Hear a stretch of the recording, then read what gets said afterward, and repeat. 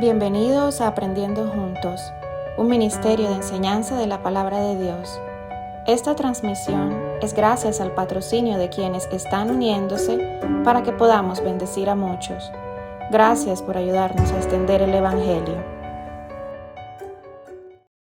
Bien, nuevamente saludamos a todos los que llegan aquí hoy a la carta de los Gálatas. Estamos estudiando la carta a los Gálatas. Y la carta a los Gálatas no es una carta que se escribió a una iglesia como las otras, sino es una carta que se escribió a toda una región que se llamaba Galacia, donde el apóstol Pablo estuvo y constituyó varias iglesias en su primer viaje misionero. Y aunque visitó esta zona cada uno de sus 3 viajes, él les escribe una carta especialmente para ellos.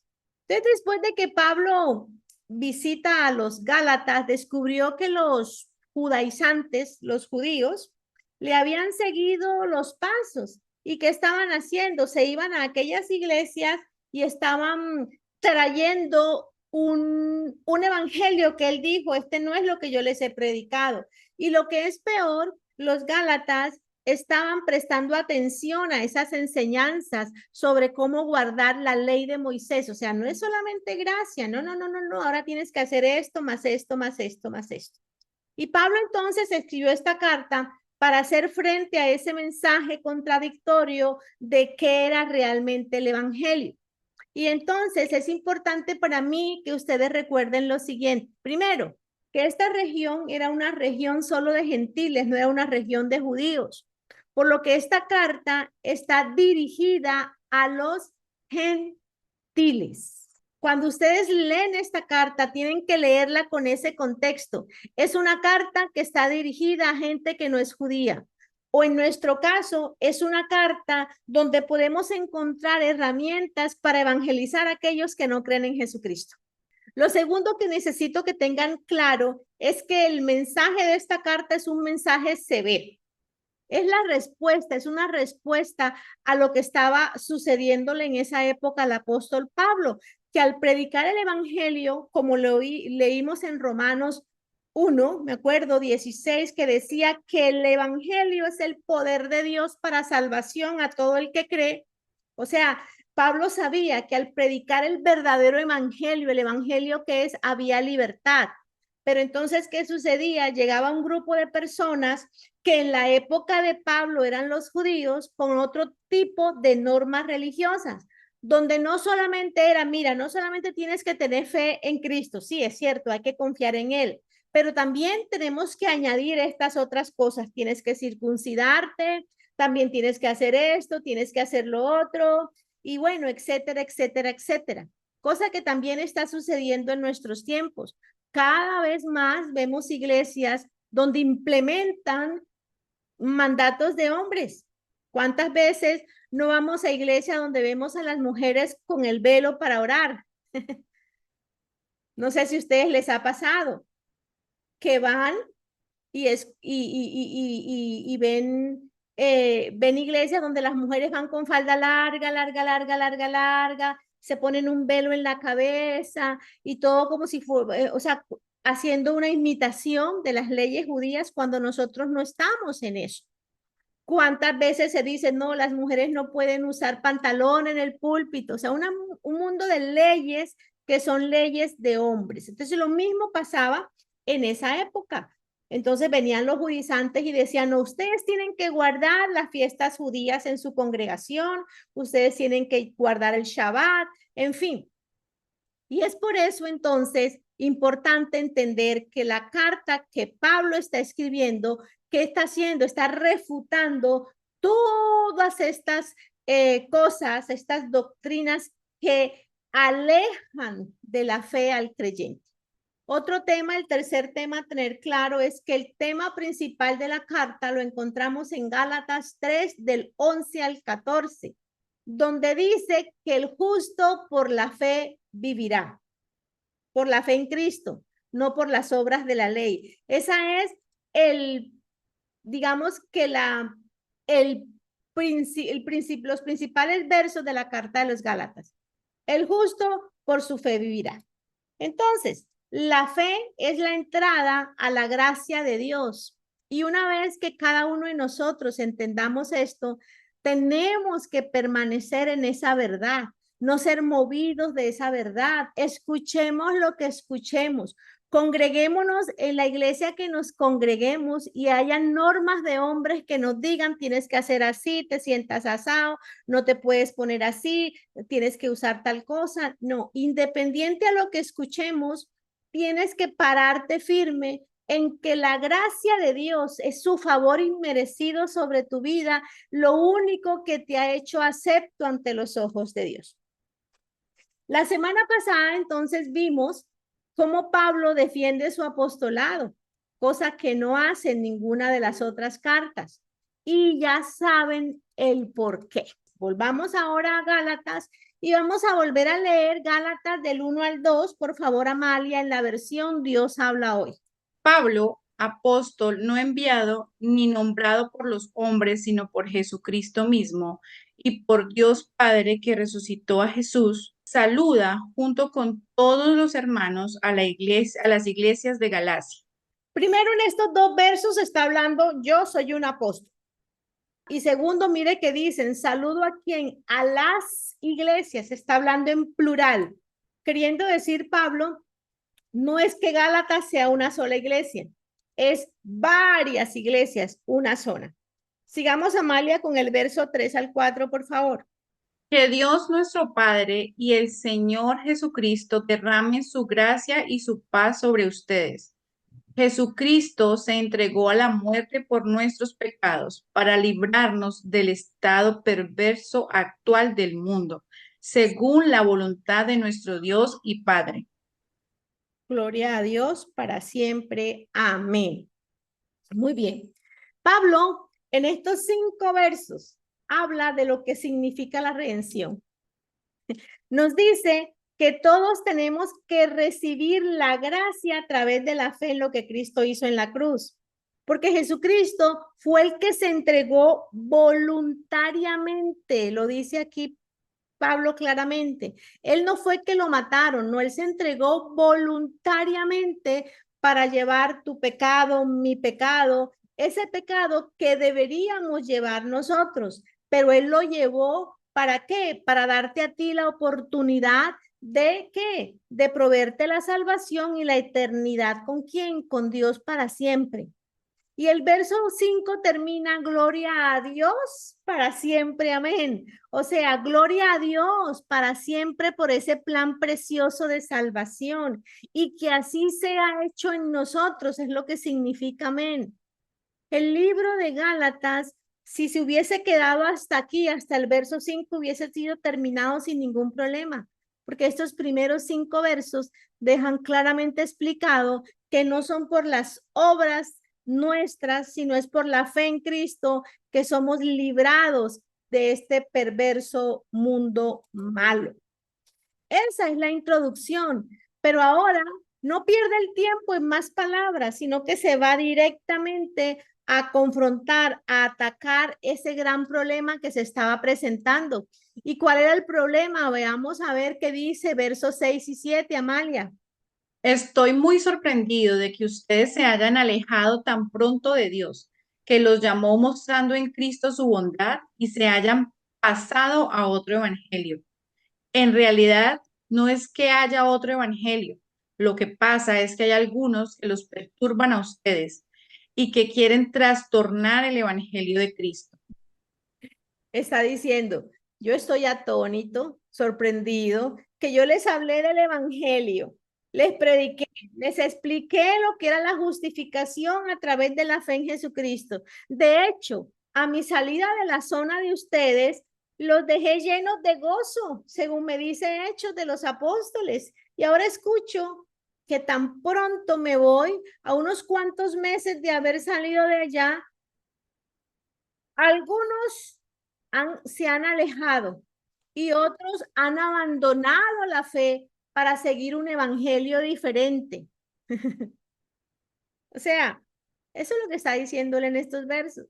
No es que haya otro evangelio, dice él. El evangelio es uno, sino que a ese evangelio que yo prediqué le están agregando leyes de hombres mezcladas con ley y con gracia. Los judíos fueron a esa región de Galacia y como los gentiles no tenían ni idea qué era la ley, porque los gentiles no sabían qué era la ley fue dada a los judíos. ¿Qué hicieron? Añadieron otras cositas, fiestas, ritos, cosas para hacer en el culto, mujeres haciendo velos, etcétera, etcétera. O sea, sí, Jesús está ok, pero estas obras las tienes que seguir para añadir esto a lo que Pablo predicó. Y Pablo dice, y esto les siembra confusión ahora a ustedes, muchachos. Y lo que es peor, estas cositas están tergiversando lo que es el verdadero evangelio de Cristo. Y aquí esto nos está pasando a nosotros también, en nuestros tiempos. Muchos reciben la gracia, pero caminan en obras. Recibieron a Jesucristo por fe y reciben la gracia de Dios inmediatamente porque al recibir a Cristo se recibe la gracia. Pero siguen la vida caminando en obras, pensando que necesitan hacer cosas para agradar a Dios. Creen que para ganarse el amor de Dios deben añadir otras obras. No entienden que no se puede añadir nada a lo que Cristo hizo, porque es lo que Él hizo, no es lo que tú hagas. Nada de lo que nosotros hagamos o dejemos de hacer, escúchenme bien, nada de lo que ustedes hagan o dejen de hacer los va a separar del amor de Dios. Él los ama porque están en su Hijo. Y eso lo dice Romanos 6:23.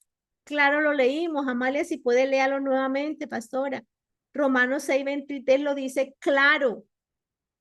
El pago que da el pecado es la muerte, pero el don de Dios es vida eterna en unión con Cristo Jesús, nuestro Señor.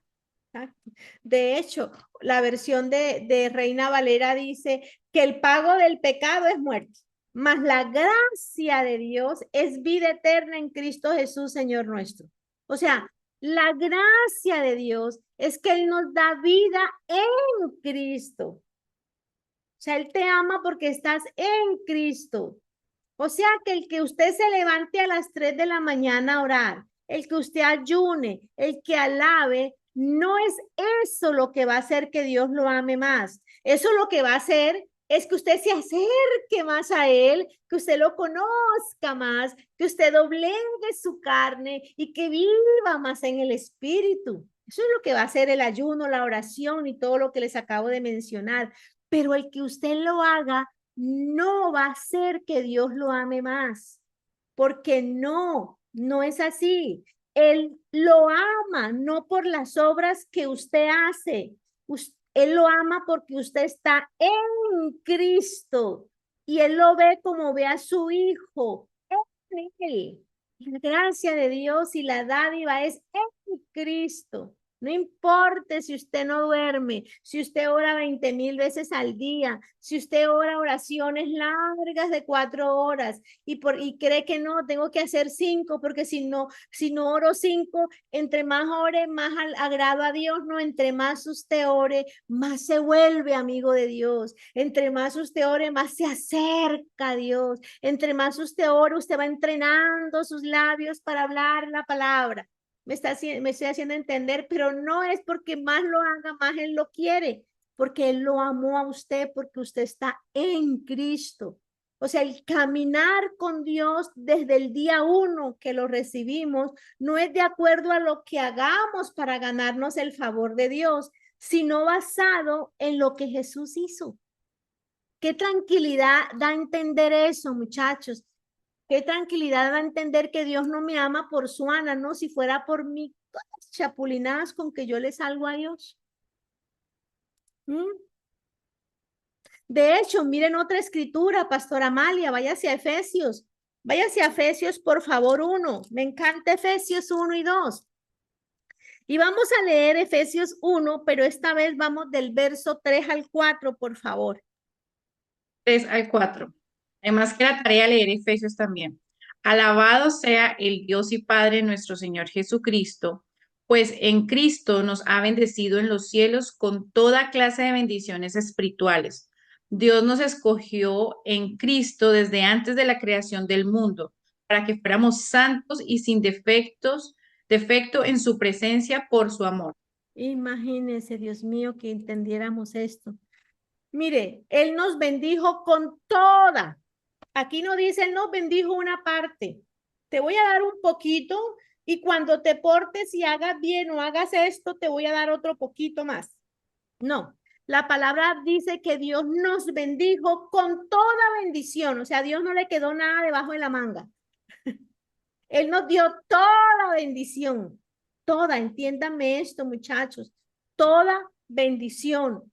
Él nos dio toda la bendición espiritual en los lugares celestiales en Cristo. O sea, ¿dónde está la bendición? No es en Suana, en lo que Suana haga, en lo que Gisela haga, en lo que Silvana haga. No, la bendición de Suana, de Gisela o de Silvana no están en lo que nosotros hagamos, está en Cristo, en lo que Él hizo. Amén.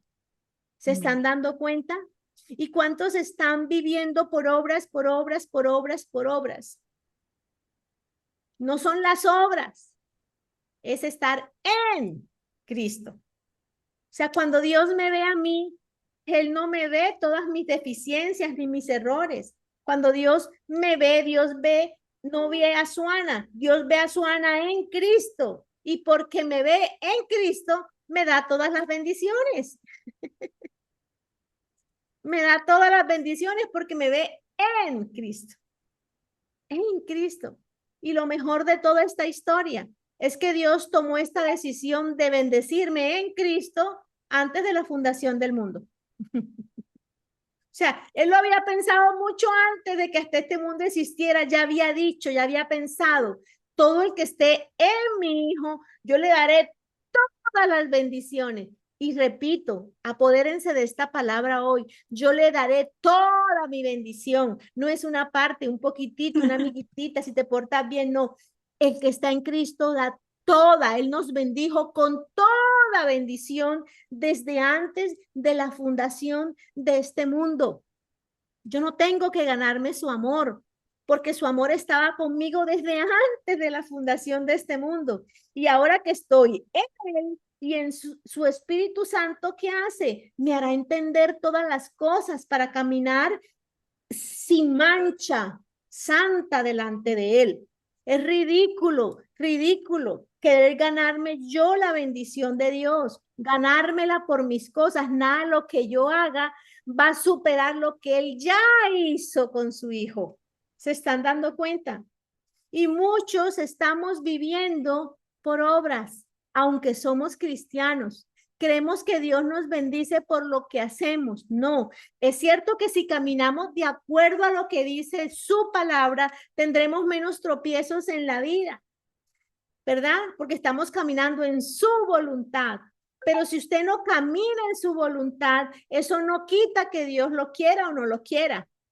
Porque muchos creen que Dios los quiere dependiendo si se portan bien o no. Dios nos bendijo con toda bendición celestial desde antes de la fundación del mundo. Desde antes de haber creado esto, ya Él nos bendijo. Una vida, ¿qué va a pasar? Cuando tú no entiendes esto, vas a vivir como Lutero. ¿Se acuerdan cómo vivía Lutero flagelándose?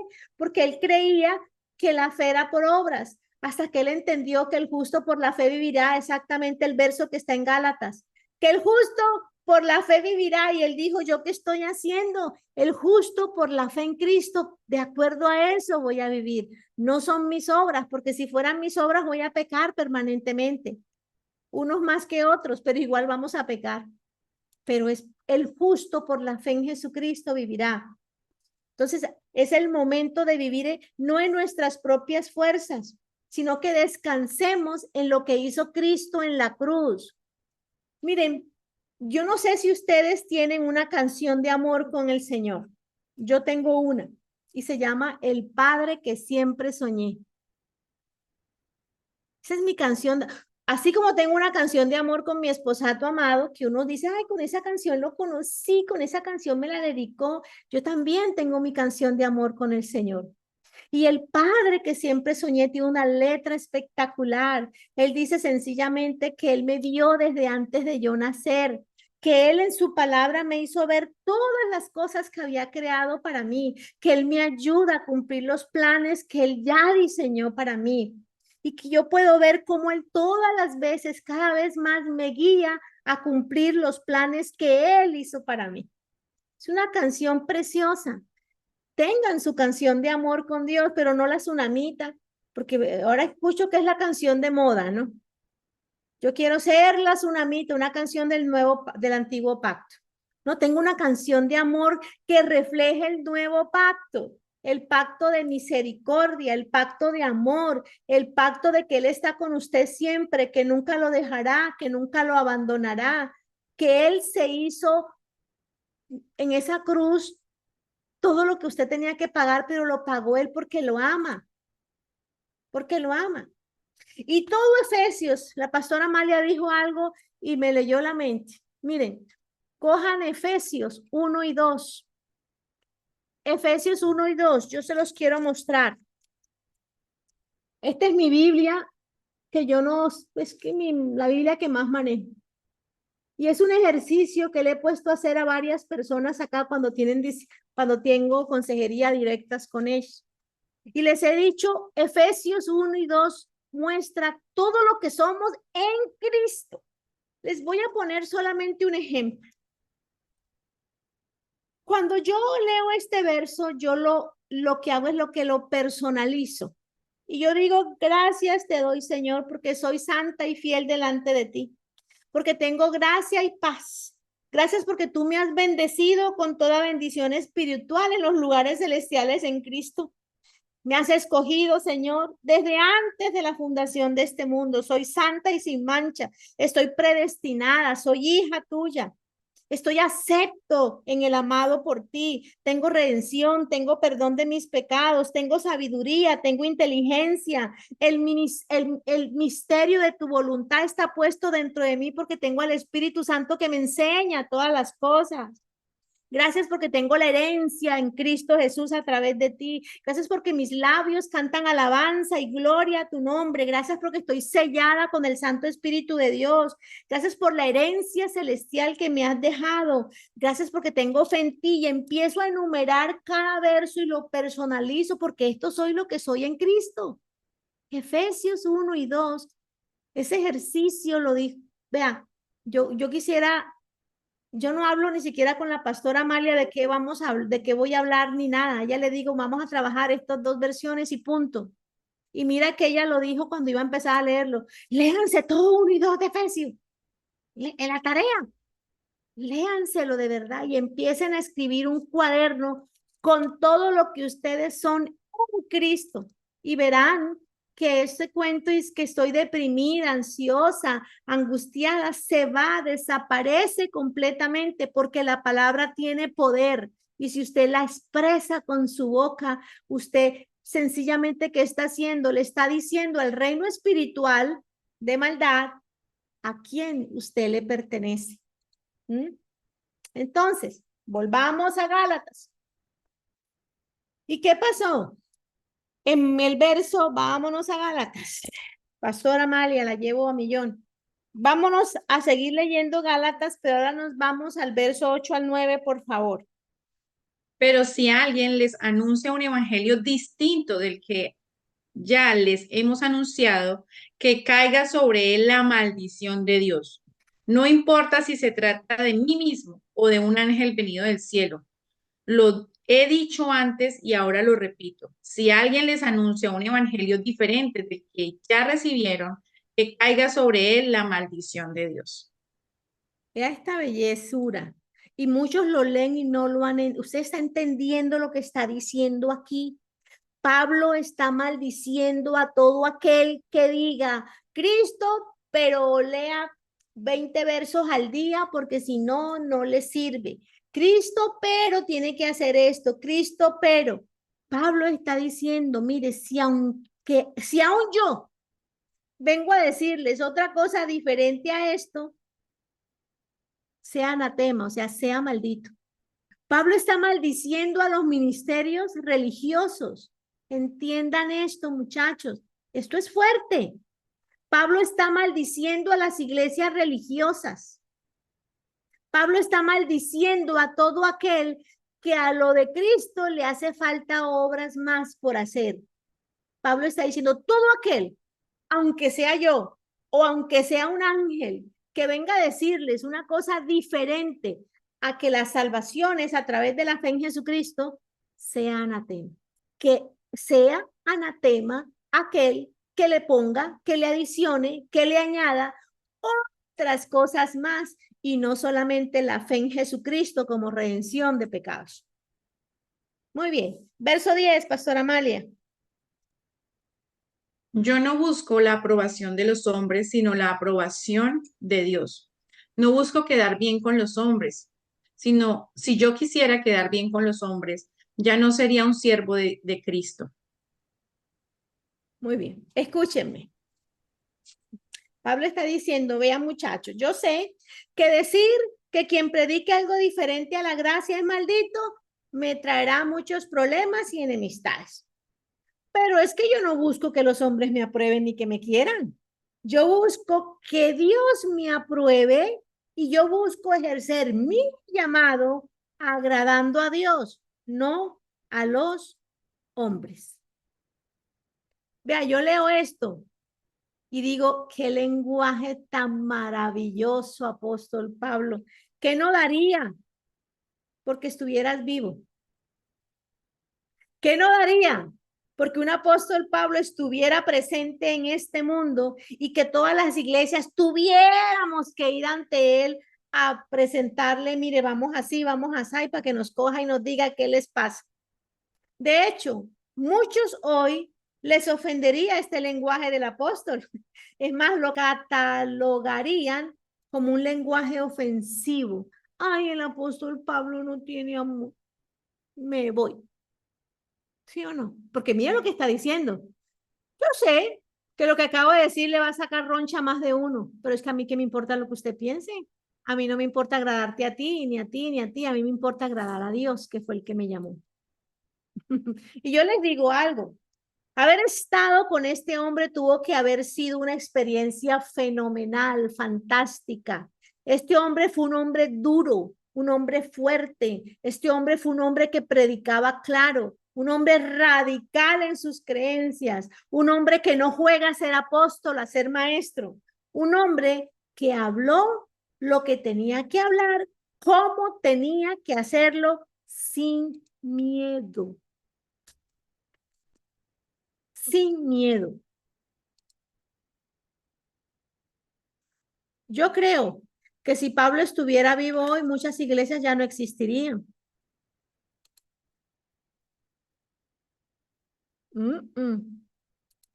No existirían.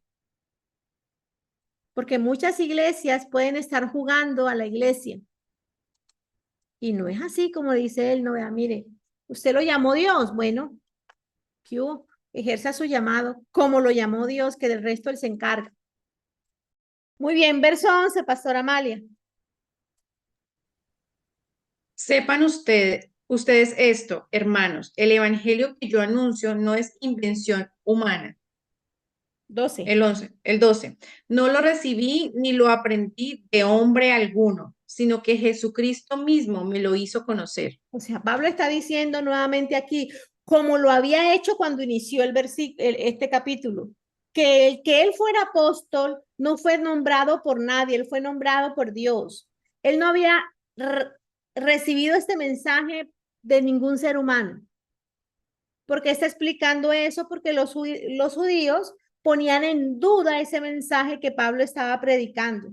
Y le cuestionaban su apostolado, decían que no, él no puede ser apóstol porque él no estaba entre los 12 con los que caminó el maestro. Eso es un apostolado falso. Y él dijo, no, señor, eso no es verdad, porque yo no recibí mi apostolado de hombre alguno, sino que directamente Dios mismo, Jesucristo mismo me lo dio a conocer. este evangelio que estoy predicando vino directamente por medio de una revelación de Jesucristo mismo.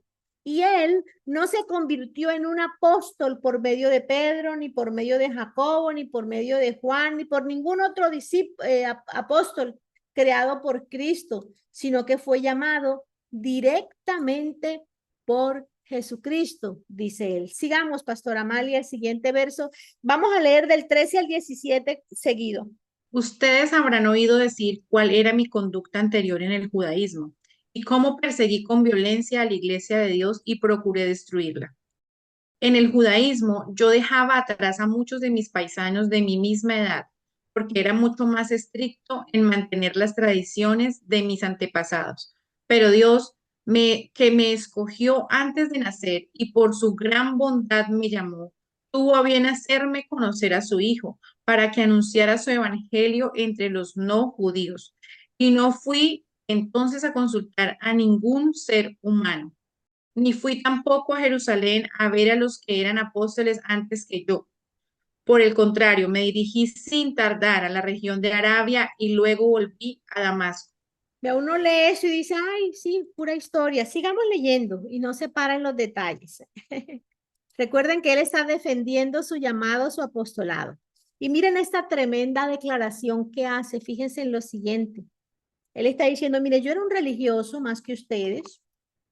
Era mucho más estricto en mantener las tradiciones de mis antepasados, pero yo he sido salvado, no en el judaísmo, ni por el judaísmo, sino yo fui salvado del judaísmo.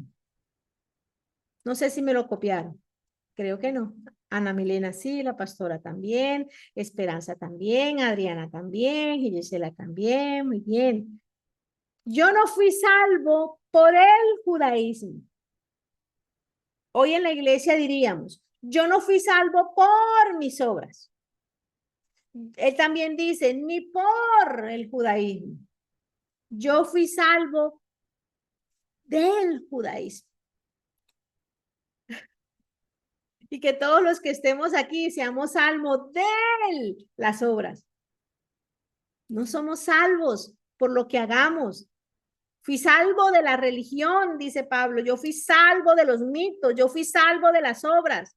Dios, que me amó, me puso a conocer a su Hijo, me mostró el Evangelio, que no es otra cosa que conocer la cruz. Ese es el Evangelio. Yo fui salvo de todo eso. Les está diciendo a los judíos que a su religión no salva. Ustedes son unos religiosos más. Yo fui salvo de ustedes creyendo en Cristo, en la obra redentora de Cristo. ¿Verdad? Listo. Verso 18, Pastora Amalia. 3 años después fui a Jerusalén para conocer a Cefas, con quien estuve 15 días, pero no vi a ningún otro de los apóstoles, aunque sí a Santiago, el hermano del Señor. 20. Les aseguro delante de Dios que lo que les estoy escribiendo es la verdad. O sea, en el primer dice que 3 años después se fue a Jerusalén. O sea, es la misma información que tenemos en Hechos 9 del 26 al 29. Esa misma información me la da Hechos. Que Dios está diciendo Pablo es que 3 años estuvo en entrenamiento con Dios mismo. Porque Pablo desaparece de la escritura 3 años. Y los historiadores y todo dicen que esos 3 años en Arabia fueron los 3 años donde recibió la revelación de la gracia de Dios directamente por Jesús. Y él también dice, mire, yo no tuve contacto con ningún otro personaje de los apóstoles, con la excepción de Jacobo, el hermano de Jesús, pero él no me enseñó nada me enseñó acerca del evangelio. Yo les aseguro que yo no miento con esto. Así que, muchachos, háganme el favor de desvincular mi llamado al apostolado de cualquier decisión, influencia o intervención de hombres, porque eso no fue cierto. Mi llamamiento fue directamente de Dios, punto aparte. Por eso es que leímos la clase pasada que el que constituye a cualquiera de esos 5 llamados es Dios. El que lo llama es Dios. Y él aquí está diciendo, "Vea, yo no, a mí nadie me impuso manos, a mí ningún profeta me dijo, vas a ser apóstol, nada de eso. A mí me llamó Dios a ejercer la obra del ministerio y por 3 años se me dio esta revelación del ministerio directamente por Dios. Muy bien. 21 al 24, Pastor Amalia. Después me dirigí a las regiones de Siria y Cilicia. En cambio, los hermanos de las iglesias de Cristo que están en Judea no me conocían personalmente. Solamente oían decir, el que antes nos perseguía anda ahora predicando el evangelio que en otro tiempo quería destruir, y alababan a Dios por causa mía. El que antes nos perseguía ahora anda predicando el evangelio que en otro tiempo quería destruir. O sea, los creyentes de Jerusalén eran reacios a aceptar a Pablo. Yo pienso, ese es mi pensar, ¿no? Si Bernabé no hubiera estado por ahí, posiblemente tendría que haber esperado mucho tiempo antes de que la iglesia de Jerusalén lo recibiera. Gracias a Dios por Bernabé, que fue y lo buscó y lo introdujo al grupo de los apóstoles. Entonces, él, Saulo, ahora el apóstol Pablo, que había perseguido a la iglesia, y a pesar, miren este punto, a pesar de que todos los otros apóstoles sabían lo que es convertirse, lo que es tener una experiencia con Dios, que Dios es capaz de transformar a cualquier hombre independiente, lo más duro que sea, no podían creer que este incrédulo Saulo de Tarso pudiera haberse convertido y lo rechazaban. Me traslado a la iglesia moderna. ¿Cuántos dentro de la iglesia, cuando un hermano convertido cae, le caen encima y lo sacan y lo echan y le hacen el fo, igual que a Pablo? Nadie lo quería ver. Cuando nosotros sabemos lo que hace Dios cuando entra a nuestras vidas, ¿de dónde nos sacó?